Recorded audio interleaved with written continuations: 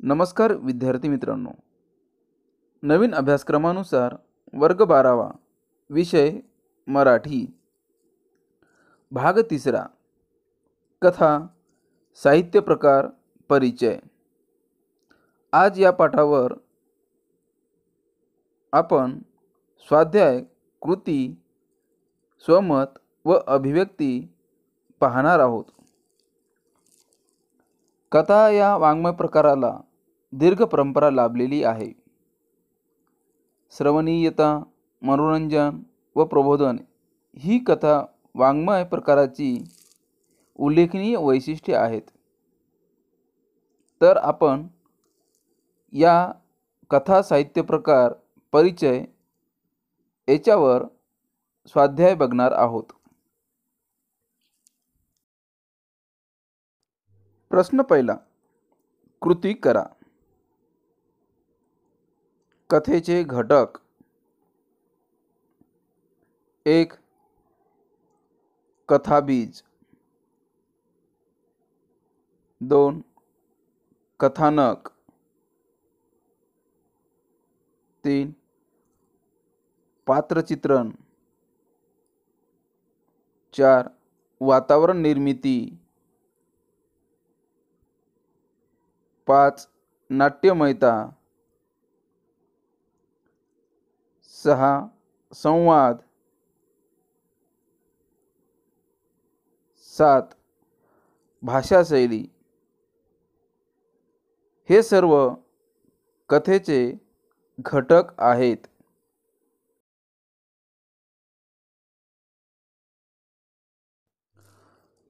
कृती पूर्ण करा। कथेची वैशिष्ट्ये: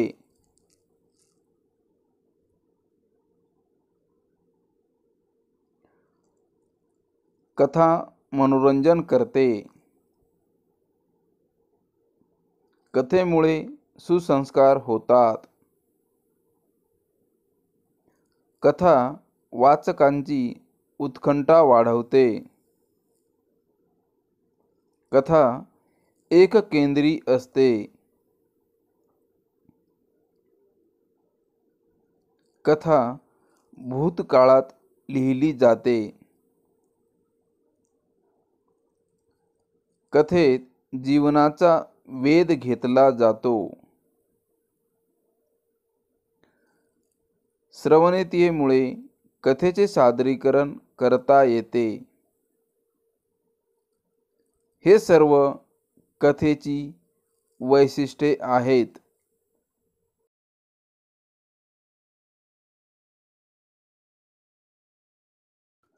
समोर दिलेली कृती पूर्ण करा। कथाबीज घटनामालिका निर्माण होण्याचे घटक: 1. निसर्ग. 2. समाज.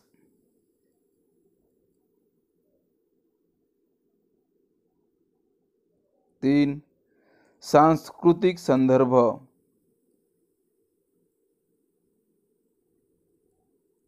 4. वातावरण. हे सर्व कथाबीज घटनामालिका निर्माण होण्याचे घटक आहेत।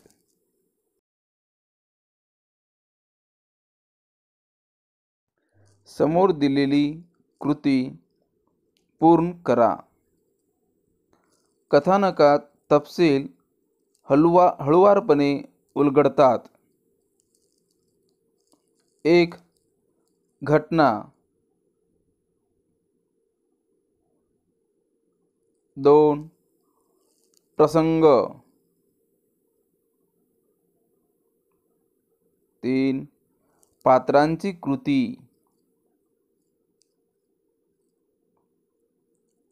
4. स्वभाव वैशिष्ट्ये.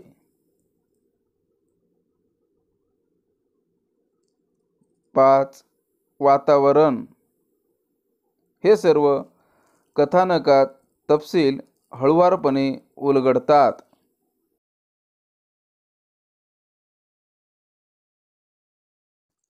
कृती पूर्ण करा. कथेतील वातावरण निर्मिती. कथेतील स्थळ काळाबरोबर सामाजिक वातावरण निर्मिती करावी लागते. 2. कथेला स्थळ काळाबरोबर भौगोलिक वातावरण निर्मिती करावी लागते. 3.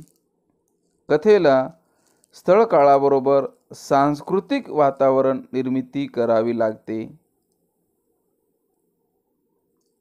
4. कथेला स्थळ काळाबरोबर राजकीय वातावरण निर्मिती करावी लागते.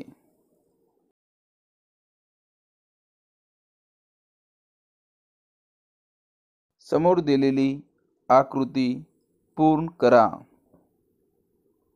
कथेतील या पात्रचित्रणातून व्यक्तीची शब्दरूप प्रतिमा तयार होते. 1. कृती. 2. कृती.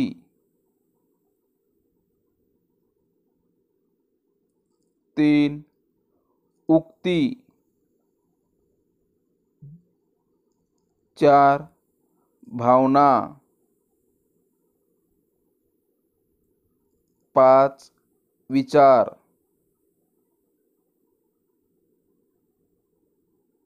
6. कल्पना.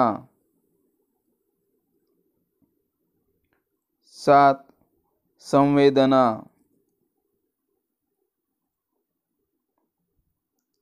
8. जीवनदृष्टी. 9. जीवन पद्धती. हे सर्व कथेतील पात्रचित्रणातून व्यक्तीची शब्दरूप प्रतिमा अशा प्रकारे तयार होते. समोर दिलेली आकृती पूर्ण करा. कथेचे सर्वसाधारणपणे 3 टप्पे. 1. कथेचा प्रारंभ हा एक टप्पा आहे. 2. कथेचा मध्य हा एक टप्पा आहे. आणि 3. कथेचे शेवट हा एक टप्पा आहे. अशा प्रकारे कथेचे सर्वसाधारणपणे 3 टप्पे आहेत.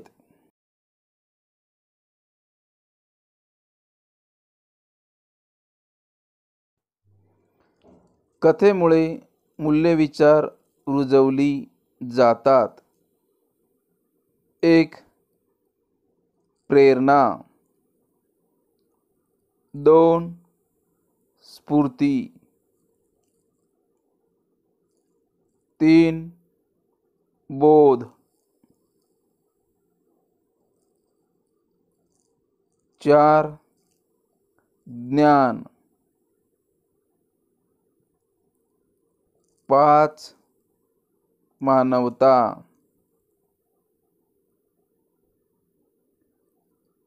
6. सत्य. 7. समता. 8. न्याय. 9. स्वातंत्र्य. 10. बंधुभाव. 11. औदार्य. 12. धैर्य. 13. श्रमनिष्ठा. 14. संवेदनशीलता. 15. दया. 16. सहकार्य. अशा प्रकारे कथेमुळे मूल्यविचार रुजवले जातात.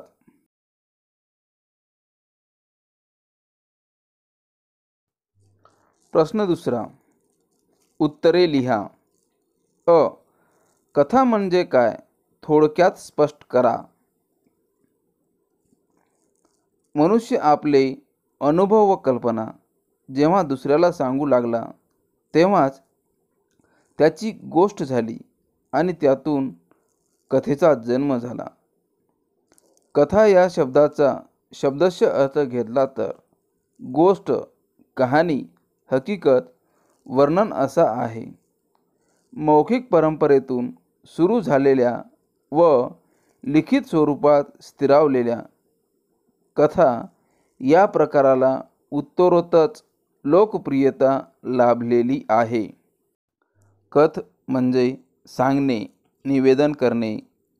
कथ या मूळ धातूपासून कथा शब्द रूढ झाला आहे. या साहित्य प्रकाराला भारतात फार मोठी परंपरा आहे. कथेमध्ये घटना असतात. या घटनांना एखाद्या सूत्रानुसार गुंफण्यासाठी कथानक असते. कथानकात अनेक पात्रे असतात.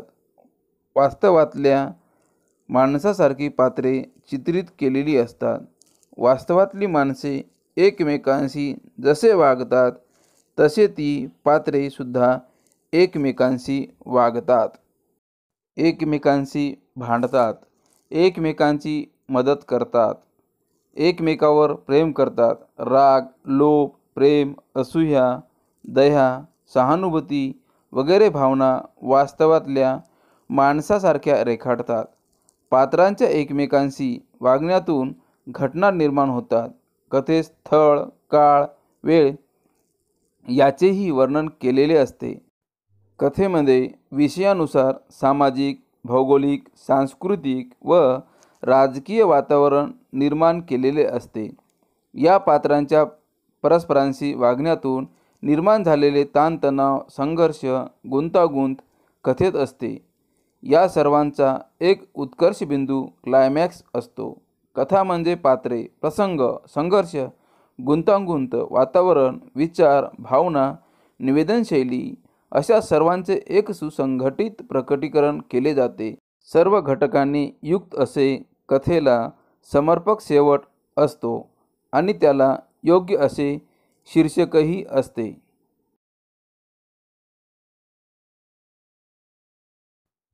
आ. कथेचे कोणतेही दोन घटक सोदाहरण स्पष्ट करा. 1. पात्रचित्रण. पात्रचित्रण हा कथेचा महत्त्वपूर्ण घटक आहे. पात्र म्हणजे कथानकातील व्यक्तीसोबत वास्तवातील माणसासारखी पात्रच लेखक चित्रण करतो. पात्रचित्रणातून कथेचा आशय पुढे पुढे जात राहतो. व्यक्तींच्या वृत्ती, प्रवृत्ती, त्यांच्या भावना, त्यांचे विचार, कल्पना, त्यांची बोलण्याची शैली हे सर्वच बाबी लेखक वास्तवातील माणसासारखे रंगवतो. त्यांच्यातील हावभाव, दया, प्रेम, लोभ, द्वेष, हेवेदावे हे सर्व वास्तवातील माणसासारखेच रंगवलेले असते. वाचकांनाही पात्रे खरेखुरी वाटतात. त्या कथेशी समरस होतात आणि कथेचा आस्वाद घेतात. पात्रांच्या वागण्यातून कथानक हळूहळू उलगडत जाते. कथेतील पात्रांना वास्तवातील माणसाप्रमाणे लेखले जाते. म्हणून वाचकांची त्या पात्रांशी जवळीक साधली जाते. ही पात्रे कथाकारांनी स्वनिर्मित असते. 2. वातावरण निर्मिती.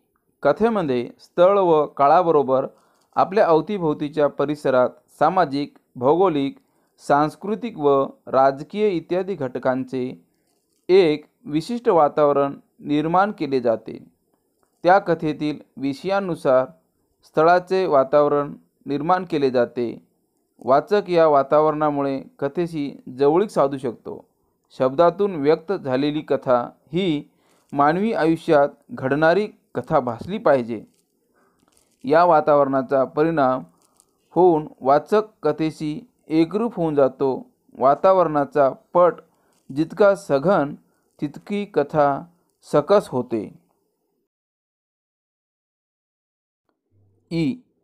कथेची कोणतीही दोन वैशिष्ट्ये तुमच्या शब्दात स्पष्ट करा.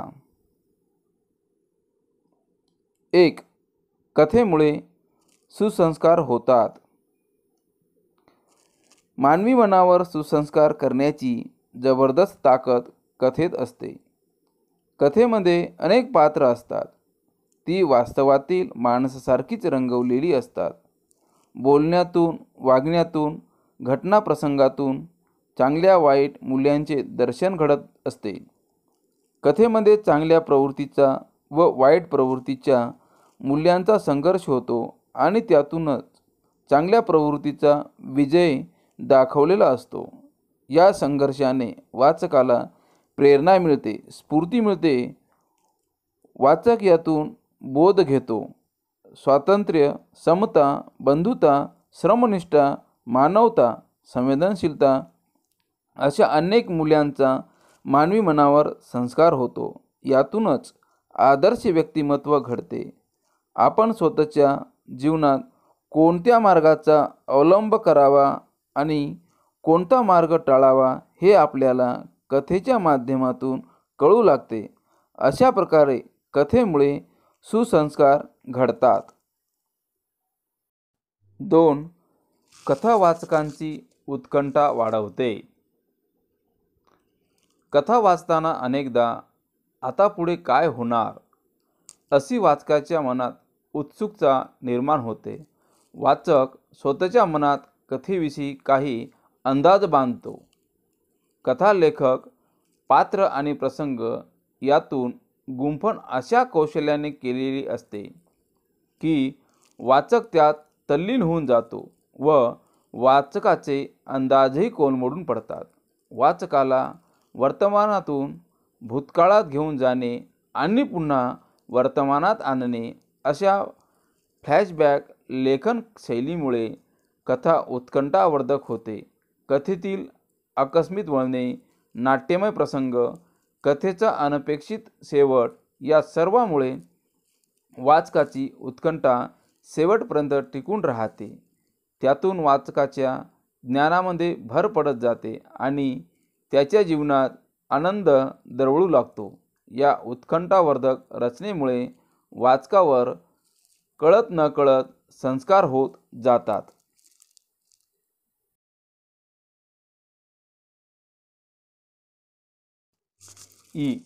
कथाकथनासाठी कथेची निवड करणे फार महत्त्वाचे आणि तितकेच जबाबदारीचे काम असते. हे विधान तुमच्या शब्दात स्पष्ट करा. कथाकथन सादर करण्याअगोदर कथेची निवड करावी लागते. नंतर श्रोते कोणत्या वर्गातील आहेत हे प्रथम लक्षात घ्यावे लागते. ग्रामीण, शहरी, शिक्षित, अशिक्षित, उच्चभ्रू वर्गातील की सर्वसाधारण वर्गातील आहेत. स्त्रिया, ज्येष्ठ नागरिक, कारखान्यातील कामगार, मंत्रालयातील कर्मचारी, महाविद्यालयीन विद्यार्थी अशा कोणत्या वर्गातील बहुसंख्य श्रोते असतील हे आधी पाहावे लागते. कारण श्रोत्यांच्या जीवनावश्यक धारणा वेगवेगळ्या असतात. समोर बसलेल्या श्रोत्यांचा अभिरुचीचा स्तर वेगळा असतो. या ठिकाणी कोणत्या वर्गातील श्रोते आहेत हे सर्वप्रथम नजरेने पाहावे हा मुद्दा महत्त्वाचा आहे. श्रोत्यांच्या अवधान काळाचेही भान बाळगावे लागते. कथा सांगत असताना भाषेची जाण, शब्दोच्चार आणि सादरीकरण हे तंत्र अवगत असणे गरजेचे आहे.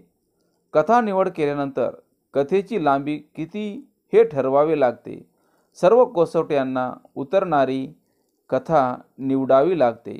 हे काम जबाबदारीने केले नाही तर कथानकाचा कार्यक्रम साफ पडण्याची धोका असतो. त्याकरिता कथाकथनासाठी योग्य कथेची निवड करणे फार महत्त्वाचे आणि जबाबदारीचे काम असते.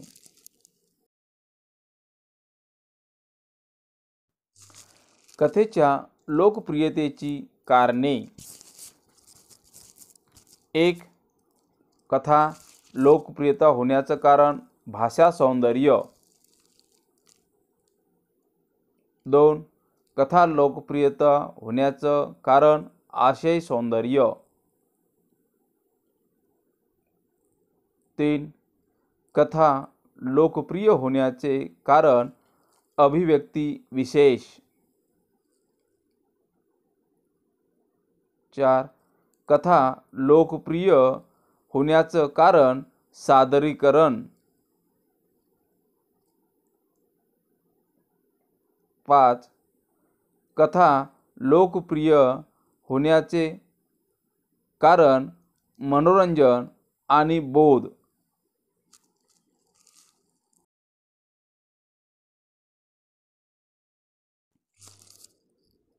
कथेच्या सादरीकरणासाठी आवश्यक भाषिक कौशल्य.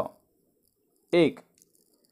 विविध लेखकांची भाषाशैली समजून घेण्याची क्षमता.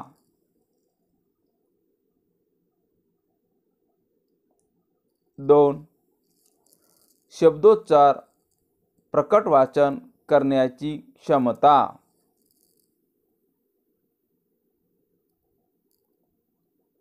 3. भाषेची जाण.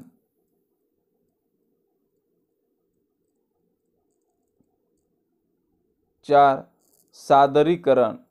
हे सर्व कथेच्या सादरीकरणासाठी आवश्यक भाषिक कौशल्य आहेत.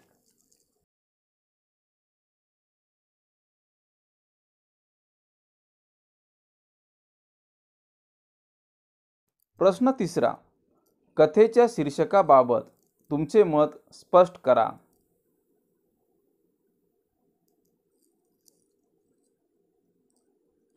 कथा लिहून पूर्ण झाल्यावर त्या कथेला योग्य शीर्षक देणे ही कामगिरी लेखकाला पार पाडावी लागते.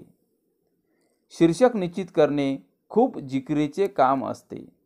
वाचकाला शीर्षकावरूनच खूप अपेक्षा असतात.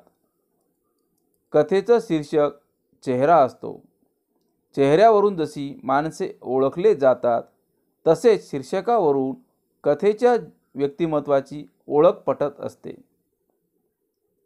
कथेचे शीर्षक खूप आकर्षक हवे त्यासाठी शब्दयोजनांचा प्रयोग, लोकप्रिय म्हणी, वाक्प्रचार, सुप्रसिद्ध लोकोक्ती, प्रचलित शब्द प्रयोग यांचा विचार केला जातो. या सर्व घटकांमुळे वाचकांचे कथेकडे लक्ष आकर्षित केले जाते. वाचकाच्या मनात कथेविषयी कुतूहल निर्माण झाली पाहिजे. हे सर्व आवश्यक असते. शीर्षकातून कथेतील मूल्यांचा संघर्ष, नैतिक संघर्ष यांचे सूचन झाले पाहिजे. कथेचा सार शीर्षकातून व्यक्त झाला पाहिजे तरच ती कथा लोकप्रिय ठरते. कथेचे शीर्षक आकाराने खूप लहान असायला हवे, पण ते खूप वेळा शक्ती खर्च करायला लावणारी मोठी बाब आहे.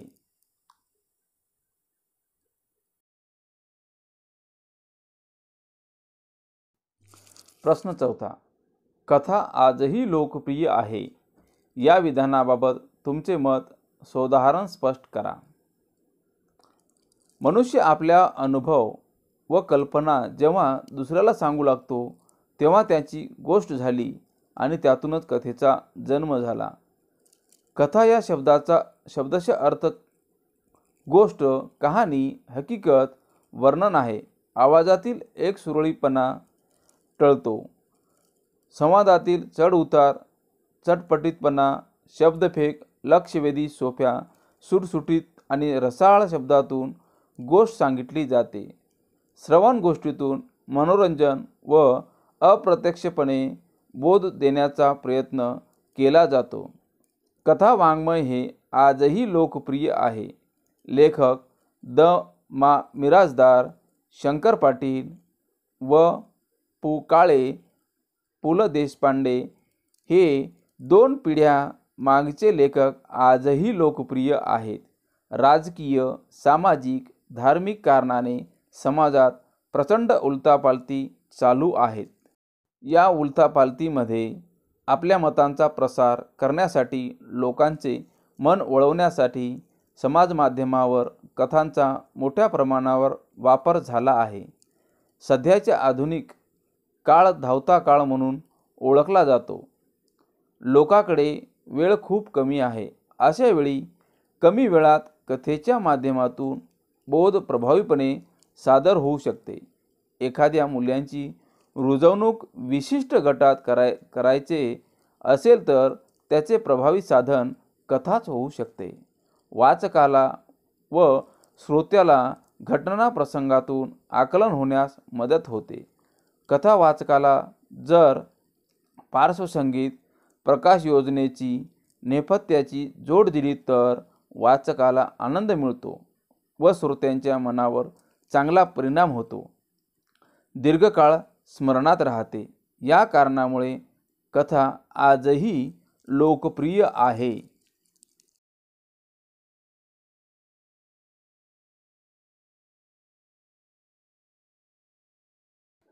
प्रश्न 5. प्रभावी कथाकथनासाठी कथाकथन करणाऱ्यांनी कोणकोणत्या गोष्टींची काळजी घेतली पाहिजे? कथाकथन करणाऱ्यांनी प्रथम श्रोत्यांचे स्वरूप लक्षात घ्यावे लागते. ग्रामीण, शहरी, शिक्षित, अशिक्षित, उच्चभ्रू वर्गातील की सर्वसाधारण वर्गातील आहेत. स्त्रिया, ज्येष्ठ नागरिक, कारखान्यातील कामगार, मंत्रालयातील कर्मचारी, महाविद्यालयीन विद्यार्थी अशापैकी कोणत्या वर्गातील श्रोते बहुसंख्य असतील ते आधी पाहावे लागते. श्रोत्यांच्या स्वरूपानुसार कथेची निवड करावी लागते. कथाकथनाचा कालावधी व श्रोत्यांचा अवधान काल या बाबीवर लक्ष द्यावे लागते. श्रोत्यांशी संवाद साधता त्यांचा प्रतिसाद घेणेही गरजेचे असते. त्यावेळी शब्दपेक, प्रभावी विचार, स्पष्टता आणि शब्दांचा गर्भितार्थ श्रोत्यापर्यंत पोहोचवण्याचे कौशल्य कथाकथन करणाऱ्याकडे असावे लागते.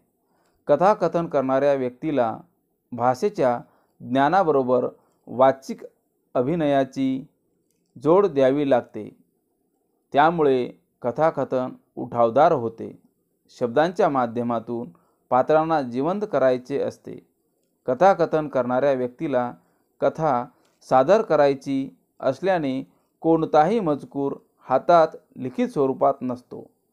श्रोत्यांशी संवाद साधत त्याचा प्रतिसाद घेणे गरजेचे असते.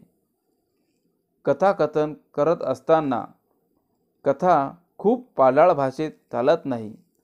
आवाजात चढ उतार करणे गरजेचे असते. अशा प्रकारे प्रभावी कथाकथनासाठी कथाकथन करणाऱ्यांनी या गोष्टींची काळजी घेतली पाहिजे.